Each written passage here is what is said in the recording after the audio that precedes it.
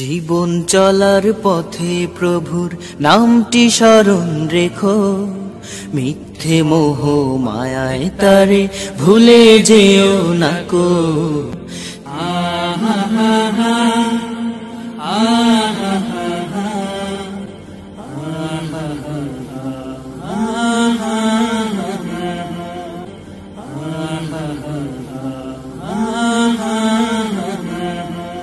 শোনা যায় মোল্লা নাসিরউদ্দিন একবার তার নিজের গাধা সহ টিনের চালার উপরে উঠলে গাধা তাকে নিচে ফেলে দিয়ে আহত করে। পরে সে তার নিজের বীরত্বের দরুন খুশিতে নাচতে থাকলে চালা ভেঙে পড়ে গিয়ে নিজেও আহত হয়। মোল্লা নাসিরউদ্দিন তার গাধা থেকে কতটুকু শিক্ষা নিয়েছেন তা জানি না, তবে আজ সময় এসেছে এমন সব গাধা থেকে শিক্ষা নেওয়ার যা থেকে শিক্ষা নেওয়া সত্যিকার অর্থেই গুরুত্বপূর্ণ।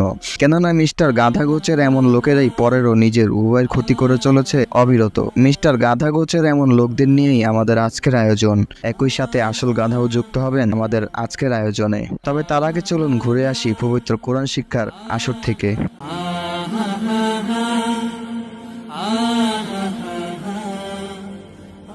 আলহামদুলিল্লাহ, ওয়াসসালাতু ওয়াসসালামু আলা রাসূলিল্লাহ ওয়া আলা আলিহি ওয়া আসহাবিহি আজমাইন, আম্মা বা'দ। রাব্বি ইশরাহ লি সাদরি ওয়া ইয়াসসির লি আমরি ওয়াহলুল উকদাতাম মিন লিসানি ইয়াফকাহু কওলি। শুরু করছি পবিত্র কোরআন শিক্ষার আসরের নতুন একটি পর্ব। আজকে আমরা কথা বলবো হরকত নিয়ে। মূলত হরকত হলো একটা স্বরধ্বনি এবং আপনাকে খেয়াল রাখতে হবে হরকত দিয়ে পড়ার সময় কোনো প্রকার টান দেওয়া যাবে না কিংবা লম্বা করে পড়া যাবে না। আর আরো একটি জিনিস আপনাকে খেয়াল রাখতে হবে, সেটা হলো হরকতকে টান দিলে বা লম্বা করলে সেটার অর্থের পরিবর্তন হয়ে যায়। আর আমরা সবাই জানি হরকত মূলত চিহ্নিত হয় এক জবর, এক জের এবং এক পেশ দিয়ে। এবার হরফের সাহায্যে আমরা হরকত গুলো পড়ার চেষ্টা করি। আর আরো একটি বিষয় খেয়াল রাখবে, মাখরাজ কিংবা হরফের উচ্চারণ স্থানগুলো যেন অবশ্যই ঠিক থাকে। চলুন এবার শুরু করা যাক। আ, বা, তা, ফা, জা, খা, খ। এটা কিন্তু কোনোভাবে খা বলা যাবে না, এই বিষয়গুলো খেয়াল রাখবেন। খ, দা, রা, র, জা, সা, শা, স, দ, ত, ল, আ, গ, ফা, অ, কা, লা, মা, না, ওয়া, হা, আ, ইয়া। এখানে আরেকটি বিষয় খেয়াল করুন, আমরা বলেছি যে হরকত কোনোভাবে টান দেওয়া যাবে না। খেয়াল করুন, যদি এখানে আমি আ পড়তাম একটু লম্বা করে বা টান দিয়ে, মূলত বলা হচ্ছে এই টানটা আপনি দিতে পারবেন না। যদি এরকম হয় তাহলে সে অর্থটা মূলত পরিবর্তন হয়ে যায়। তাই হরকতকে উচ্চারণের সময় অবশ্যই সাবধান থাকতে হবে। এবার আসুন আমরা জের দিয়ে পড়ার চেষ্টা করি, যেটা হরকতের আরো একটি চিহ্ন। ই, বি, টি, ফি, জি, হি, হি, ডি, রি, রি, জি, সি, সি, সই। সি বলা যাবে না, এটা একটু গোল করে আপনাকে বলতে হবে সই, সই, দুই, তুই, উই, উই, উই, গি, ফি, রি, কি, লি, মি, নি, উই। জের দিয়ে ওয়া পড়ার সময় অনেকে ভুল করে থাকেন। মূলত এটা পড়তে হবে দুই ঠোঁট মিলানো থাকবে এবং পড়ার সময় আপনার ঠোঁটটা ফাঁক হয়ে যাবে, আর এইভাবে আপনাকে উই পড়তে হবে। আমি আবার বলছি, আপনার দুই ঠোঁট মিলানো থাকতে হবে এবং যখন আপনি জের দিয়ে পড়বেন তখন ঠোঁটটা ফাঁক হয়ে যাবে এবং আপনাকে বলতে হবে উই।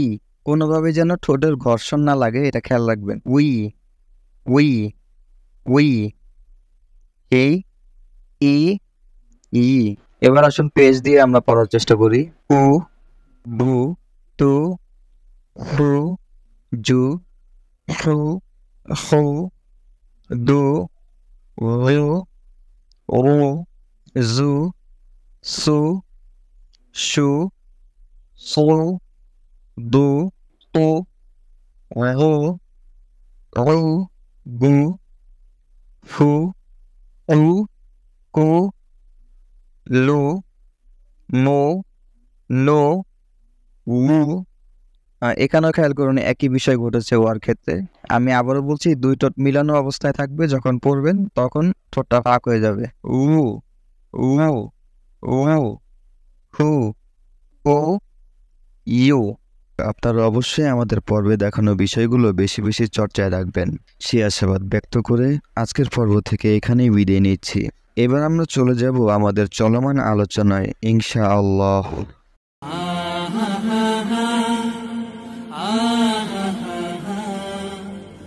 সত্যের সামান্য আলো মিটিয়ে দিতে পারে হাজারো অন্ধকার, কিন্তু সেই সত্যই হয় মিথ্যার অভয়ারণ্যে থাকা কিছু লোকের সবচাইতে ভীতির কারণ। এদের কেউ হয় নাস্তিক ও সেকুলার, আবার কেউ বা হয় বামপন্থী কিংবা অন্যের সেবাদাস, কেউ বা হয় বেদাতি, কেউ বা বৈরাগী, কেউ বা হয় শিরকে লিপ্ত মাজার বা অন্য কিছুর পূজারী, আবার কেউ বা হয় গণতন্ত্র ও জাতীয়তার পূজারী। এদের ক্ষেত্র আলাদা হলেও উদ্দেশ্য সবারই এক, সত্য গ্রহণে হাজারো অজুহাত, যুক্তি ও কুতর্কই হয় এদের হাতিয়ার। আমাদের কাছে এরাই আজ হিরো, অথচ এরা হিরো হলেও মহান আল্লাহর কাছে এদের পুরোটাই জিরো। মহান আল্লাহর ভাষায় এর হলো ভীত সন্ত্রস্ত হয়ে পলায়নরত একপাল গাধার মতো, যে শিকারী বা সিংহের ভয়ে পলায়ন করছে। এভাবেই তারা সত্য থেকে পলায়ন করে। মহান আল্লাহর ভাষায় ফামা লাহুম আনিত তাযকিরাতি মুরিদিন কাআন্নাহুম হুমরুম মুস্তানফিরাহ ফাররাত মিন আসওয়ারাহ بل يريد كل امرئ منهم أن يؤتى صحفا منشرة। অর্থাৎ তাদের কি হলো, তারা উপদেশ থেকে মুখ ফিরিয়ে নেয় যেন তারা পলায়নরত একপাল সেই গাধা, সিংহ কিংবা তার শিকারীর ভয়ে যে পলায়ন করছে।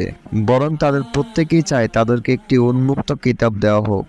ইবনে আব্বাস রাদিয়াল্লাহু আনহু বলেন, كأنهم أي كأن هؤلاء الكفار في فرارهم من محمد صلى الله عليه وسلم حمر مستنفرة। অর্থাৎ এরা হলো মক্কার কাফের, যারা মুহাম্মদ সাল্লাল্লাহু আলাইহি ওয়াসাল্লাম ও তার দাওয়াত থেকে এমনভাবে পলায়ন করত যেন তারা পলায়নরত গাধা। আবু জাফর আত-তাবারি রাহিমাহুল্লাহ বলেন, ফামা লিহা উলাইল মুশরিকিনা বিল্লাহি আনিত তাযকিরাতি মুরিদিন মুওয়াল্লিনা আনহা তাওয়াল্লিয়াতাল হুমুরিল মুস্তানফিরা।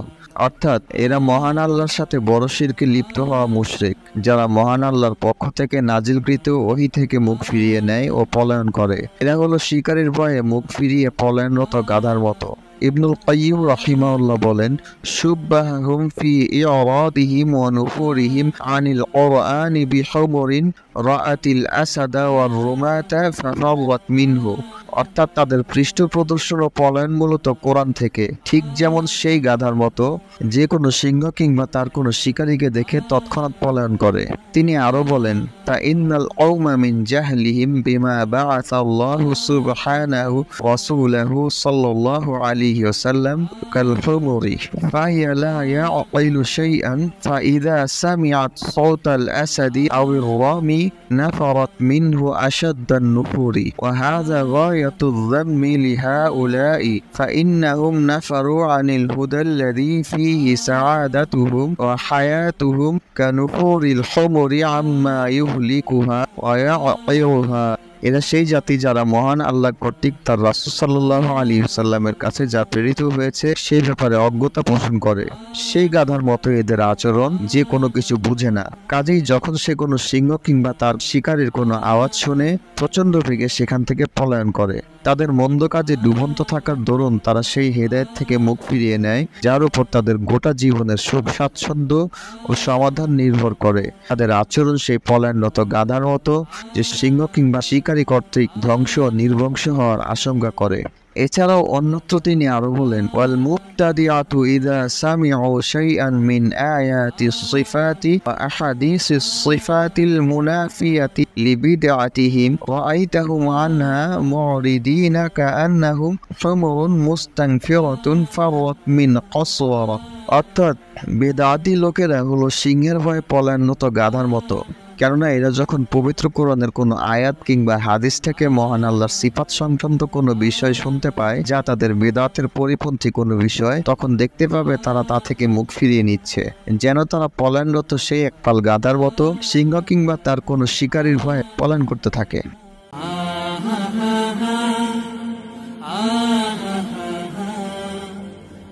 বৈষম্য বিরোধী হয়েও সবচেয়ে বেশি বৈষম্য চলে নিজের মুসলিম পরিচয়ের সাথে। সেই বৈষম্যের রেশ ধরেই চলে কথিত গণতন্ত্রের রাজনীতি, যাকে নাম দেওয়া হয় জনগণের রাজনীতি। জনগণের এমন রাজনীতির মোড়কেই চলে ইসলাম বিদ্বেষ বা ইসলাম নিয়ে হীনমন্যতার কূটনীতি, কিন্তু জালেমরা এর নাম দিয়েছে ধর্মনিরপেক্ষ রাজনীতি।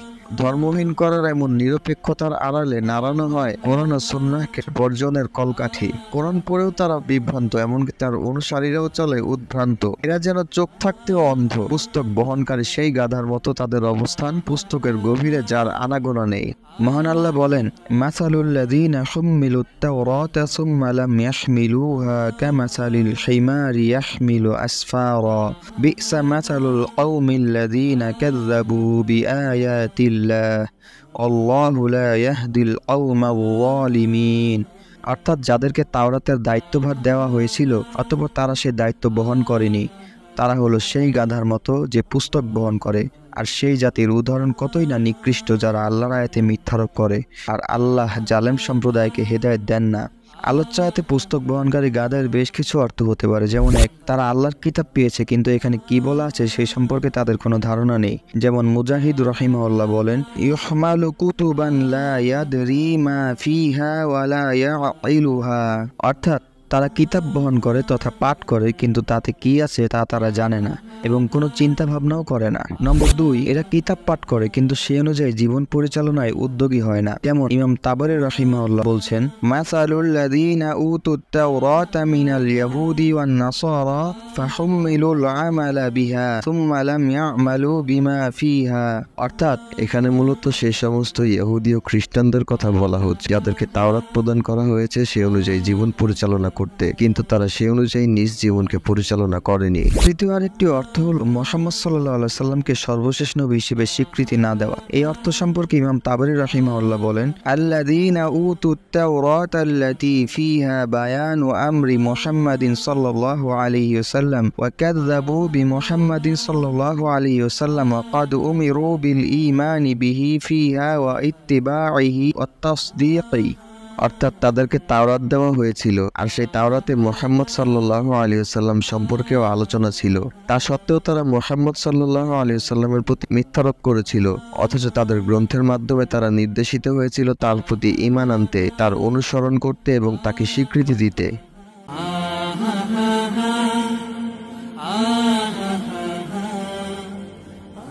উত্তম আখলাকের অন্যতম একটি বিষয় হতে পারে কণ্ঠের মাধুর্যতা। আবার সেই মাধুর্যতাও নির্ভর করে কণ্ঠের ভারসাম্যতার উপর।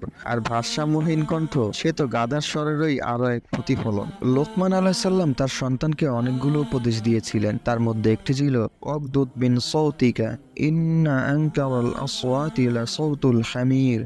অর্থাৎ তোমার কণ্ঠকে সংযত করো, নিশ্চয়ই সুর কিংবা আওয়াজ সমূহের মধ্যে গাদার স্বরই সবচাইতে নিকৃষ্ট।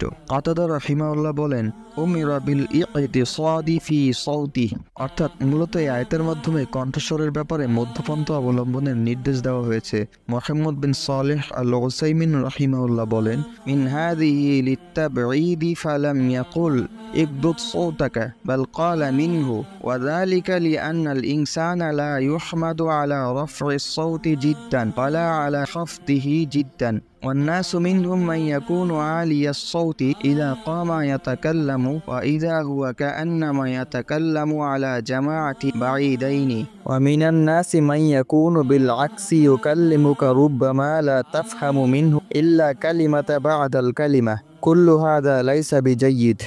অর্থাৎ এই আয়াতে মিন অব্যয় দ্বারা মহান আল্লাহ কিছু ক্ষেত্রে কণ্ঠস্বরকে নিচু করার নির্দেশ দিয়েছেন। কণ্ঠস্বরকে সব ক্ষেত্রে নিচু করো এমন কথা তিনি বলেননি। তাই অধিক উচ্চ আওয়াজে কথা বলা যেমন খুব পছন্দনীয় বিষয় নয়, ঠিক তেমনি অনেক বেশি নিচু করাও নয়। কিছু মানুষ রয়েছে যারা কথা বলার সময় এমনভাবে কথা বলে যেন তাদের পারস্পরিক অবস্থান অনেক দূরে।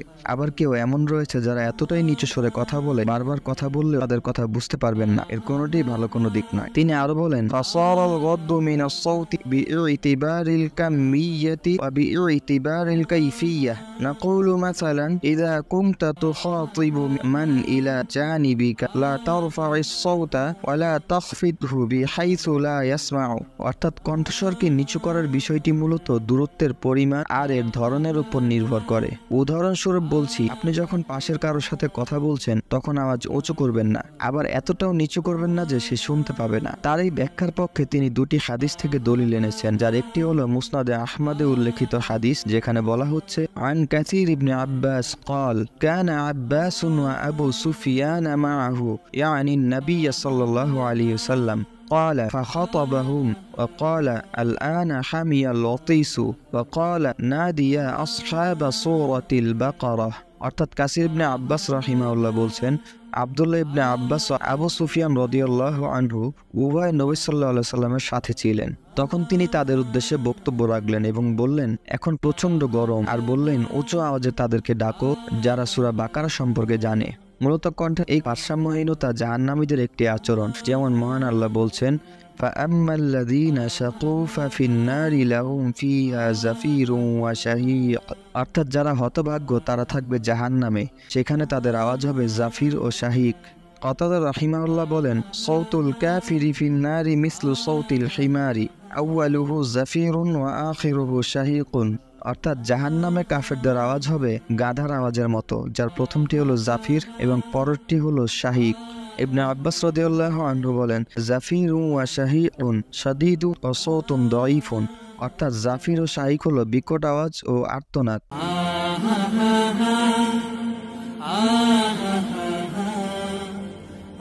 বলেছিলাম আসল গাথা যুক্ত হবেন আমাদের আয়োজনে, তবে তার সশরীরে নয়, বরং আলোচনার কেন্দ্রবিন্দু হয়ে। চলুন তবে জেনে নেওয়া যাক। প্রথমে যে ব্যাপারটি নিয়ে কথা বলবো সেটা হলো গৃহপালিত বন্যগাধার মাংস খাওয়ার ব্যাপারে। আব্দুল্লাহ ইবনে ওমর রাদিয়াল্লাহু আনহু বলেন, নাহান নবী সাল্লাল্লাহু আলাইহি ওয়াসাল্লাম আন লুহুমিল হুমুরিল আহলিয়াতি ইয়াওমা খাইবার। অর্থাৎ নবী সাল্লাল্লাহু আলাইহি ওয়াসাল্লাম খাইবারের দিনে গৃহপালিত গাধার মাংসের ব্যাপারে নিষেধাজ্ঞা প্রদান করেছেন। এমন একটি হাদিসকে উল্লেখ করে ইমাম শাফিঈ রাহিমাহুল্লাহ বলেন, ফি হাদাল হাদিসি দালালাতানি ইহদাহুমা তাহরিমু আকলি লুহুমিল হুমুরিল আহলিয়াতি ওয়াল উখরা ইবাহাতুল লুহুমি হুমুরিল ওয়াহশি। অর্থাৎ এই হাদিস থেকে দুটি বিষয়ের প্রমাণ পাওয়া যায়, এক গৃহপালিত গাধার মাংস হারাম হওয়ার ব্যাপারে এবং দুই বন্য গাধার মাংস জায়েজ হওয়ার ব্যাপারে। দ্বিতীয় বিষয় হলো গাধার পিঠে চড়ার প্রসঙ্গে।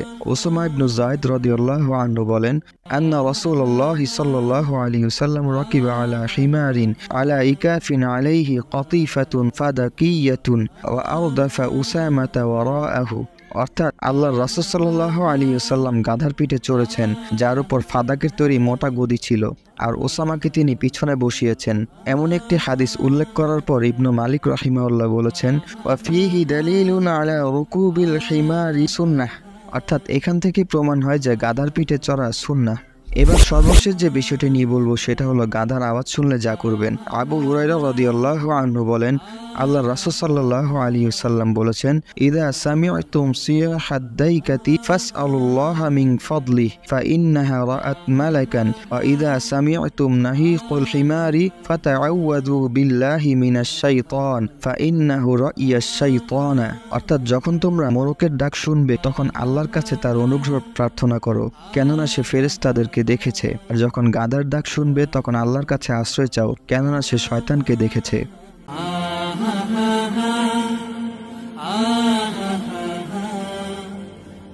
শুরুটা করেছিলাম এক গাধার গল্প দিয়ে, এবার শেষটাও করবো এক আইডিওলজিক্যাল গাধার আপত্তি ও তার জবাব দিয়ে। সেই আইডিওলজিক্যাল গাধা তার আপত্তির জায়গা থেকে লিখেছে, ইসলাম শুধু পরকালের ভয় দেখায়, পরকাল বলে কিছু আছে কি নেই তা আমরা কেউ জানি না।